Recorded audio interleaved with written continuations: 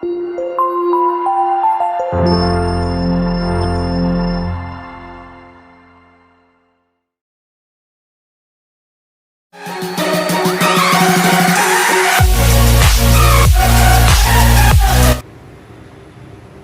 Students, आज हम लोग बात करने वाले हैं वन डायमेंशनल मोशन के ऊपर, जो कि 11th क्लास का टॉपिक है।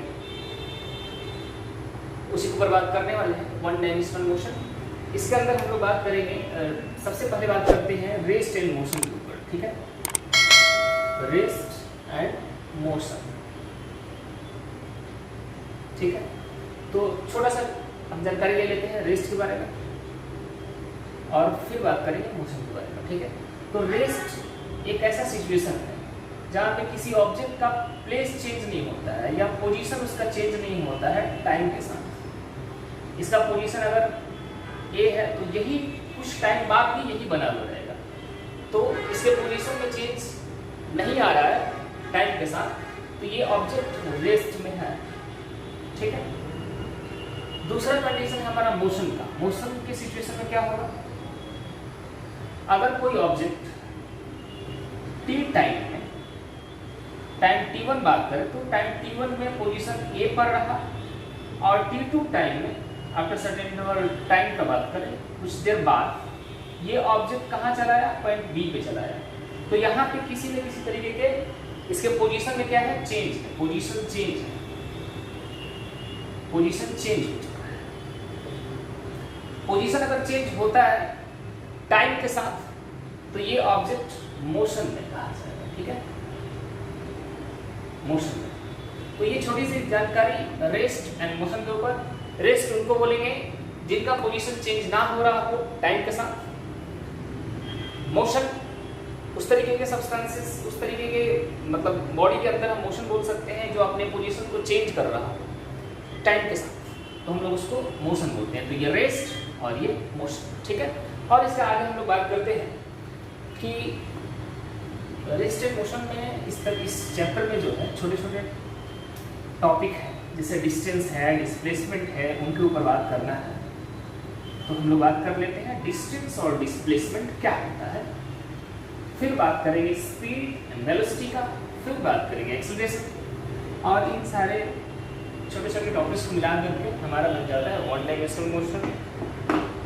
तो हम रेस्ट एंड मोशन इसको मिटा देंगे। अब बात करेंगे डिस्टेंस एंड डिस्प्लेसमेंट। हेडिंग दे देंगे डिस्टेंस एंड डिस्प्लेसमेंट। क्या देंगे, इस साइड लिखते हैं डिस्टेंस और यहाँ पे लिखते हैं डिस्प्लेसमेंट। ठीक है, डिस्टेंस और डिस्प्लेसमेंट में क्या फर्क है, तो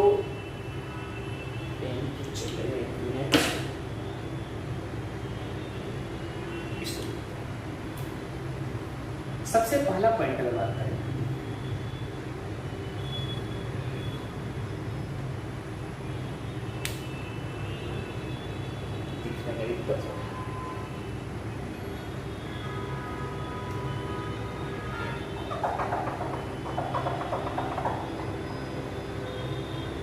चलिए फर्स्ट पॉइंट अगर बात करें तो डिस्टेंस ये एक स्केलर क्वांटिटी, स्केलर क्वांटिटी, ये एक vector quantity, vector quantity. Scalar quantity उनको बोलते हैं जिनके पास सिर्फ और सिर्फ ओनली मैग्नीट्यूड होता है। ठीक है, सिर्फ और सिर्फ मैग्नीट्यूड होगा, इसके पास मैग्नीट्यूड तो होगा ही, magnitude as well as direction. Specific direction लिखे तो और बढ़िया, specific direction as well as specific direction का मतलब हो गया कि इनके पास सिर्फ मैग्नीट्यूड, इनके पास मैग्नीट्यूड के साथ साथ डायरेक्शन भी होता है। मैग्नीट्यूड क्या ये वर्ड है, ये इसका क्या मतलब बनता है, जैसे आपको कोई एक क्वांटिटी लिखा हुआ है, बहुत लोगों को इसमें प्रॉब्लम आ जाता है, इसी वजह से इसको बताना पड़ रहा है, मेरी कोई खास चीज़ नहीं है। जैसे आपको हमने दिया मास, ठीक है, तो मास के आगे हम लोग लिखेंगे जैसे 5 kg, तो 5 is the magnitude, that is the magnitude. Value इसको दूसरे भाषा में बोल सकते हैं, ठीक है। मैग्नीट्यूड जो अमाउंट को रिप्रेजेंट करता है किसी नंबर से, उसी को हम लोग क्या बोलते हैं, मैग्नीट्यूड बोलते हैं। और इसका ये वाला जो बात, ये जो केजी लिखा हुआ है, that is the unit. Unit ये अलग अलग सिस्टम अलग अलग हो सकता है, केजी ग्राम से केजी ले सकते हैं, ग्राम ले सकते हैं, मीटर ले सकते हैं, टन ले सकते हैं, जो लेना है ले सकते हैं। फिलहाल ये ऐसा यूनिट है केजी, इसको भी एक बार ध्यान में रखें, केजी इज द ऐसा यूनिट। अब इधर आते हैं तो मैग्नीट्यूड के बारे में बात करें। अच्छा, डिस्टेंस का बात कर लेते तो डिस्टेंस एक ही बात कर लेते, ये तो मैग्नीट्यूड का बात हो रहा था। डिस्टेंस अगर रिप्रेजेंट कर रहे हो, डी से ही ले लिए, ये जैसे लिख लिया 5 मीटर, ठीक है। तो मीटर इज द ऐसा यूनिट, ऐसा यूनिट ऑफ डिस्टेंस, ठीक है। यहाँ पे ये जो 5 है, that is only magnitude, magnitude. Metre ऐसा यूनिट हो गया और 5 मैग्नीट्यूड है, 5 मीटर, ठीक।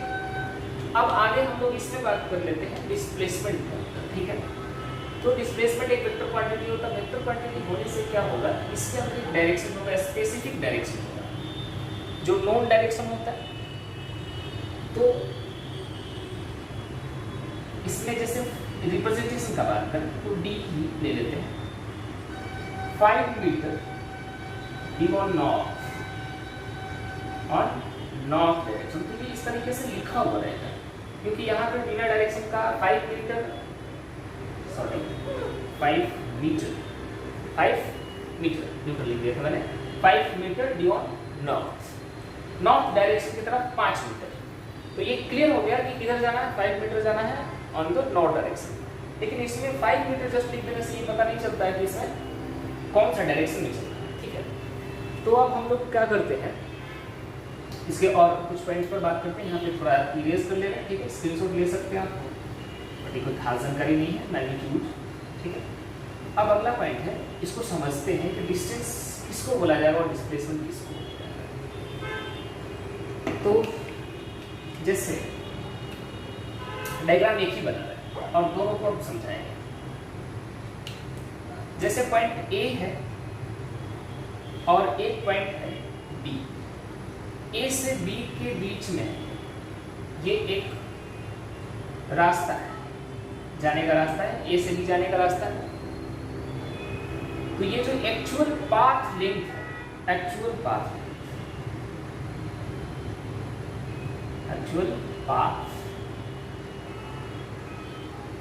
लेंथ, इसी को हम लोग डिस्टेंस बोलते हैं। And the shortest distance between 2 point A and B, इस पॉइंट को हम लोग बोले तो इनिशियल बोलते हैं,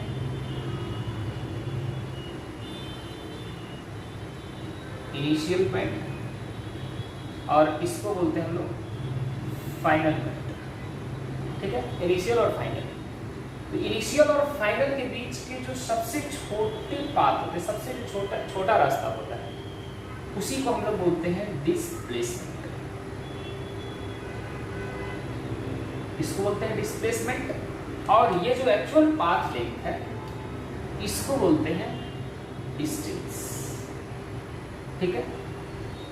अगर रियलिटी में बात किया जाए तो डिस्टेंस ही हम लोग ट्रेस करते हैं, मतलब अगर हम चलते हैं तो डिस्टेंस ही कवर करते हैं, डिस्प्लेसमेंट अलग चीज है। इसको समझने के लिए आप एक तरीके ऐसे समझ सकते हैं कि आपको किसी प्लेस के बारे में यहीं से बताना है, लाइक आपको मान लो कोलकाता के बारे में बात करना है, तो आप यहाँ से किसी डायरेक्शन बताएंगे, इस डायरेक्शन में हो सकता है, या फिर इस डायरेक्शन में हो सकता है, या इस डायरेक्शन में हो सकता है। उसका ये सिर्फ डायरेक्शन है, इसी डायरेक्शन में 300 किलोमीटर, 200 किलोमीटर या जितना होगा वो आप बता सकते हैं। तो ये हुआ डायरेक्शन, एंड जो मैग्नीट्यूड मैंने बताया लाइक 300, 200, इतना किलोमीटर जाने के बाद, इसी डायरेक्शन में जाने के बाद ये प्लेस मिल जाए। लेकिन रियलिटी में हम इस बात को ट्रेस नहीं कर सकते। रास्ते अलग होते हैं, डायरेक्शन रिप्रेजेंटेशन अलग होते हैं। तो इसी तो में ये डायरेक्शन को समझने के लिए, पोजीशन को समझने के लिए हम बात करते हैं। और रियल का बात करें तो रियल तो यही, चलेंगे तो आप इसी रास्ते, इस रास्ते जा नहीं सकते। अब निकले घर से और बता दिए थे इसी डायरेक्शन में जाना है, किसी का घर है, किसी का कुछ भी आए, आप उसके ऊपर चले जा रहे हैं, क्या तो इसी डायरेक्शन में है, कोलकाता जाना मेरे को, कोलकाता अब इसी डायरेक्शन से जाएंगे। सर बताए हैं ऐसे ही जाना है, अब तुम्हारा घर आ गया तो क्या करें, घर के छत से जाएंगे। तो ऐसा पॉसिबल नहीं होता है। ये सिचुएशन हम रियलिटी में ऐसा सिचुएशन हम लोग हैंडल नहीं करते हैं। कहीं कहीं किसी केस में कर सकते हैं, जैसे हम लोग फ्लाइट से कहीं जा रहे होते हैं, पॉइंट ए से बी की तरफ जा रहे होते हैं, तो इस सिचुएशन में हम लोग ए से बी के बीच में, बोलिए दो पॉइंट्स के बीच में, दो स्टेशंस के बीच में हम लोग क्या करते हैं, स्ट्रेट जर्नी करते हैं, स्ट्रेट लाइन होता है। तो यहाँ पे डिस्टेंस और डिस्प्लेसमेंट अप्रॉक्सीमेटली सेम हो जाता है। वहाँ भी थोड़ा सा अगर सोचा जाए तो ऐसे फ्लाइट मतलब अपना हाइट तक अटेन करने में ये जो कर्व पाथ होगा, एंड देन टेक ऑफ करने के लिए फिर वहाँ पे ये टेढ़ा रास्ता हो जाएगा। वहाँ भी 100% डिस्टेंस और डिस्प्लेसमेंट सेम नहीं हो सकता है। तो आप सिर्फ इतना समझिए कि डिस्टेंस और डिस्प्लेसमेंट में इतना फर्क होता है कि डिस्टेंस जो होता है वो एक्चुअल पाथ जिससे ट्रेस किया जाता है, जिस पे चला जाता है, उसके लेंथ को हम लोग बोलते हैं distance. And the shortest path between the 2 points, which is initial and final, the length of the path AB is the displacement, which is the shortest.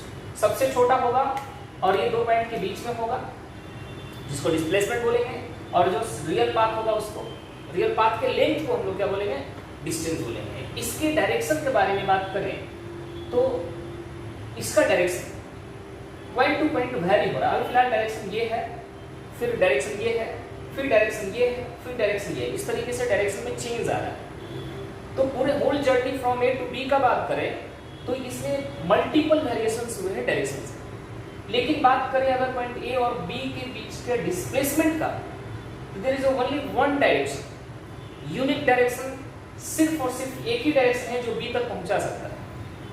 Straight line आपको रेड कलर में दिख रहा है, ये एक ही डायरेक्शन है, इस side move करो, वो चलना शुरू कर दो और बी तक जाओ। तो ये डायरेक्शन इसका स्पेसिफिक डायरेक्शन है, स्पेसिफाइड है, नोन है, फिक्स डायरेक्शन है।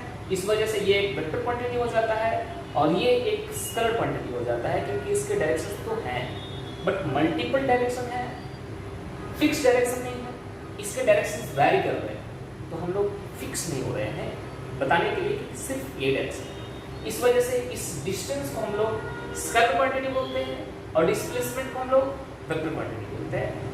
इतना सा एकदम छोटा सा बात है। दोनों का यूनिट का बात करें तो इसका भी यूनिट अगर बात करें, अभी थोड़ी देर बाद लिखे थे लेकिन फिर भी लिख दे रहे हैं, इसका ऐसा यूनिट क्या होता है, इसका ऐसा यूनिट मीटर होता है, इसका भी ऐसा यूनिट मीटर होता है। तो इस दोनों के यूनिट में कोई चेंज नहीं है।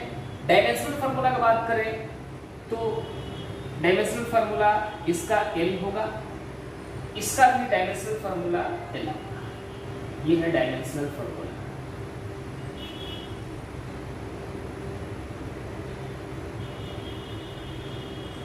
अच्छा, एम एन टी में रिप्रेजेंट करने बोलता है तो सिर्फ एल लिख देने से लोगों को थोड़ा सा परेशानी हो सकता है, पूरा लिख देना।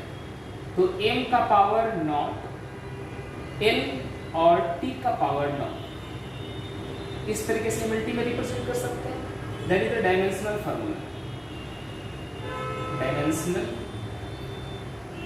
फार्मूला। ठीक है, तो ये डायमेंशनल फार्मूला हो जाता है, ये ऐसा यूनिट हो जाता है, मीटर है ये, मीटर। ठीक है, तो ये सारी बातें हैं डिस्टेंस और डिस्प्लेसमेंट को लेकर के। इस पे कुछ न्यूमेरिकल्स कर लेते हैं, उसके बाद न्यूमेरिकल्स करने के बाद आपको क्लियर हो जाएगा कि हम क्या बोल रहे हैं, किस तरीके का बात है ये डिस्टेंस और डिस्प्लेसमेंट का। एक छोटे से क्वेश्चन से हम आपको समझाने का कोशिश कर रहे हैं, आप देखिए एक बार। एकदम क्लियर हो जाएगा आपको कि डिस्टेंस और डिस्प्लेसमेंट क्या है। पर एक छोटा सा क्वेश्चन करेंगे एंड देन थोड़ा सा उसको टफ करेंगे, ठीक है। चलिए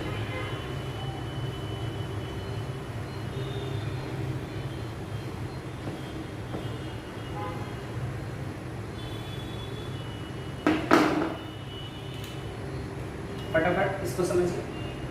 जैसे यहाँ से एक पॉइंट है ए से चलना शुरू के बी तक गए, बी के बाद फिर चले और सी पर पहुंचे।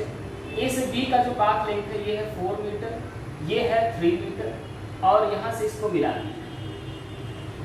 इसका बात अभी नहीं कर रहे हैं, देखिए सिर्फ अभी पूछे हम डिस्टेंस क्या है तो बताइए। डिस्टेंस बराबर क्या है? Distance is the actual path length of the whole journey from initial to final. तो ए से बी गए 4 मीटर, बी से सी गए 3, 4 और 3 मिलकर कितने बचाएंगे?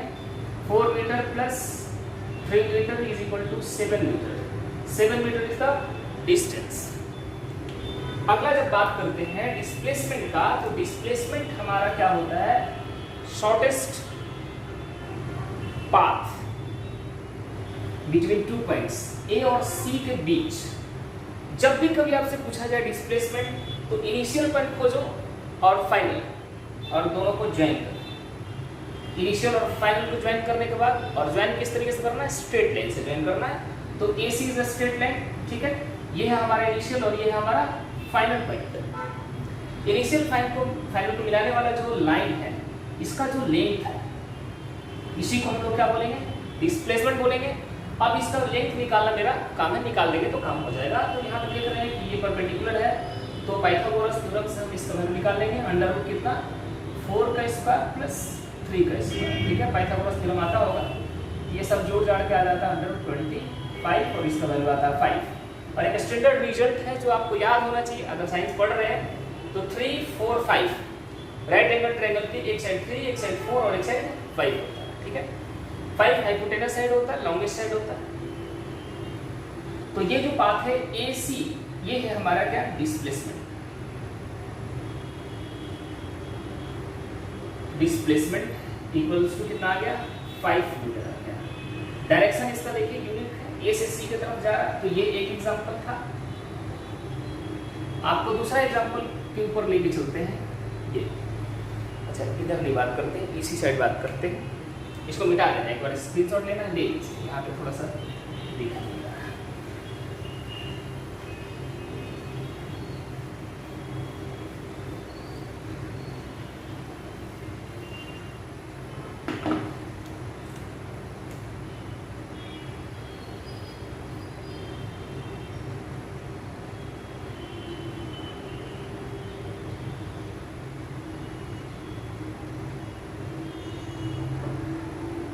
Point A, B, C and D, ये पॉइंट हो, ठीक है।